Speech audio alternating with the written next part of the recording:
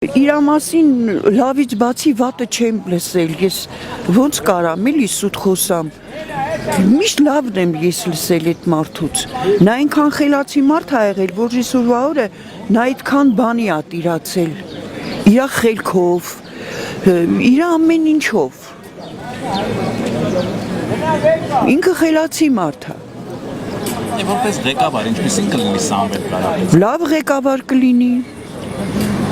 շատ լավ ղեկավար կլինի, ես հույսեր դնում եմ իրա վրա, մի խոսքով ով ուզում ա լինի տղա ջան, հունիսի 7-ից հետո, միայն ինքը չլինի, իմ ուզածը դա է, ես ասենք